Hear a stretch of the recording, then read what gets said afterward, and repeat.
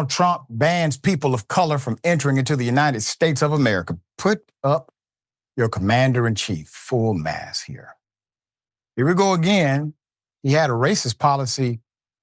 Trump 1, Trump 2, more racist policy. Trump has banned citizens of 12 countries from entering the United States. We have the details surrounding the ban that goes into effect. The Trump administration signed a proclamation suspending travel to the U.S. for citizens from 12 countries. Included in those 12 countries are Afghanistan, Congo, Haiti, Iran, Somalia, Sudan, Yemen, Chad, etc. Now, the proclamation also partially restricted entrance for nationals of 7 other countries, including Burundi, Cuba, Laos, Sierra Leone, Togo, Turkmenistan, and Venezuela. So Trump tied the new ban to Sunday's terror attack in Boulder, Colorado, saying it underscored, the dangers posed by some visitors who overstay visas. Canada wasn't included in this list, even though they are a habitual violator of overstaying visas. The suspect in the attack is from Egypt, a country that is not on Trump's restricted list. The Department of Homeland Security says he overstayed a tourist visa. Trump said some countries had deficient screening and vetting or have historically refused to take back their own citizens. His findings rely extensively on an annual Homeland Security report of visa overstays of tourists, business visitors, and students who arrive by air and sea, singling out countries with high percentages of remaining after their visas expire. The ban is set to take effect on that Monday, 12:01 a.m. Eastern Time. There are exceptions to the ban. So what are the exceptions? Certain travelers are exempt.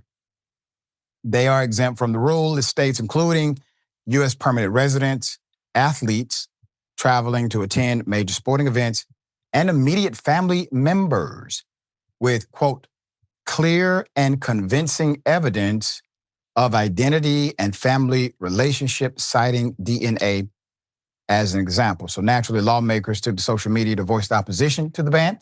Senator Ed Markey, Democrat, Massachusetts, posted on X, quote, make no mistake, Trump's latest travel ban will not make America safer.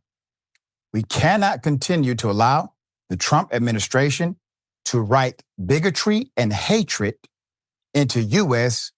immigration policy. So what do you have? You have a pretext to validate the context. What's your pretext? Your pretext is the attack in Colorado. Boom. They got a pretext. They've been waiting for one. Why? Because now they're going to use the pretext, even though it doesn't technically fit. People generally in MAGA don't pay attention any damn way. So they'll utilize this false pretext in order to create the context to do what they're doing today, which is already part of the plan. Okay? They're just waiting for the opportunity to get buy-in. Now, it sounds familiar, right? If you remember, the policy mirrors a very similar travel ban announced 2017, 1 week into Trump's first term, which banned travel from 7 Muslim majority countries. The policy was largely criticized, was ultimately upheld by the Supreme Court in 2018. That ban was later ended by President Joe Biden in 2021. We're talking about the spirit and character of a nation. The spirit and character of a democracy should not be codified into one human being. That's the reason we have checks and balances. There are many nations where the spirit of that nation is adverse to the character of that man. Take, for example, Bibi Netanyahu.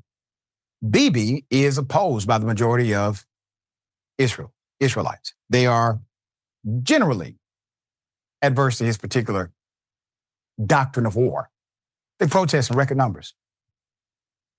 However, Bibi remains in power because of their parliamentary government formation and his ability to seize wartime power during wartime. As long as he's at war, he's in power.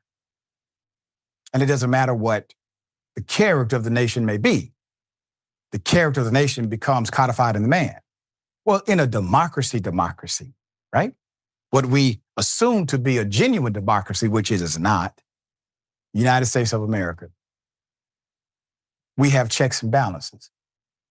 But if the balance don't check and the check don't balance, it doesn't matter if you have it written in your doctrine.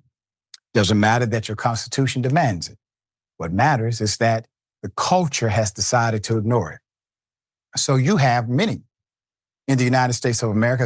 As a matter of fact, the majority of Americans oppose, based on survey responses, they oppose the insane and ridiculous agenda of Trump, from immigration to economics.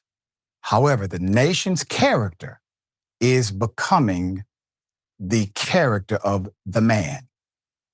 And that part is where we fight for the soul of the country. All right, we'll bring you updates as they come.